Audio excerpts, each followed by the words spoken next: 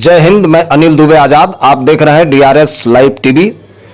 आप इसे share, like और सब्सक्राइब करें। हाँ, बेल आइकन दबाना न भूलें ताकि आप जुड़े रहें देश दुनिया की खबरों के साथ साथ अपनी लोकल खबरों से भी, जहां खबरें छिपती नहीं दिखती हैं।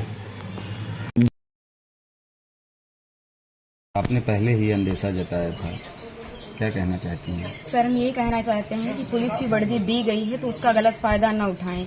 जिसके ऊपर 36 केस है उसका भी इनकाउंटर करवा देते, जिसके ऊपर एक केस है बेगुनाह उनका भी इनकाउंटर करवा दिए हैं ये लोग। अगर इसमें 15 लोग शामिल हैं, 14 लोग शामिल हैं तो सबका इनकाउंटर होना चाहिए। ये जो दिखाते हैं ना, ये कानून वास्तव में अंधा है, कोई इंसाफ नहीं मिल रहा है। हम लोगों के ऊपर क्या बीत रही है, हम लोगों की माँ भी नहीं है, पिता हैं हमारे बड़े भाई थे। अगर हमारे पिता कुछ हो गया तो हम लोग सारे कौन थे? हमारे भाई ही तो थे। उन लोगों ने उनका भी बेरहमी से इनकाउंटर कर दिया। हम यही चाहते हैं कि सबका इनकाउंटर हो, इंसाफ मिले।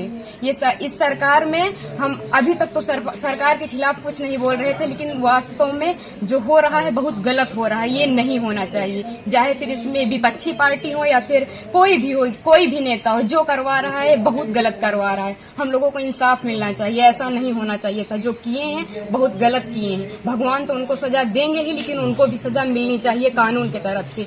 अगर कोई गुनाह करता है तो उसकी सजा कोर्ट देता है, ना कि पुलिस ऐसे इनकाउंटर कर देगा। आपके भाई का क्या स्वभाव था, किस तरह से, कैसे आप लोगों के बीच में रहते थे वो? सर, हमारे भाई का स्वभाव एकदम सरल था, पढ़ने लिखने में भी अच्छे थे। हम लोगों के साथ एकदम फ्रेंड के जैसे बिहेवियर उनका था, और गए थे तो बात भी होती थी, और हम लोगों से बहुत ज्यादा उनको लगाव स्नेह था, जैसे कि हर एक भाई बहन में होता है। और आज ये सुनने के बाद जैसे लग रहा है कि हम लोगों के जमीन पैर से एकदम खिसक गई हो।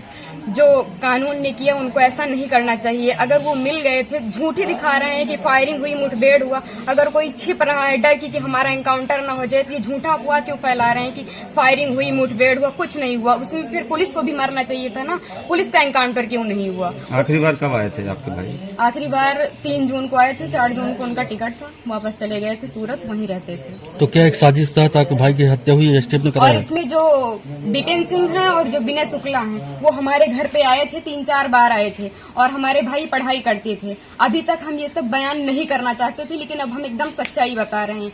वो लोग उनको लालच देके कि ऐसा गाड़ी होगा, बंगला होगा, वगैरह वगैरह, जबकि भगवान का दिया सब कुछ हम लोगों के पास है, सब कुछ है। लेकिन फिर भी उन लोगों ने लालच दिया, और लालच में ले जाकर उनको सूरत में एक केस में फंसा दिया। उसके बाद वो थे कि नहीं थे न, ये हम लोगों को पता है।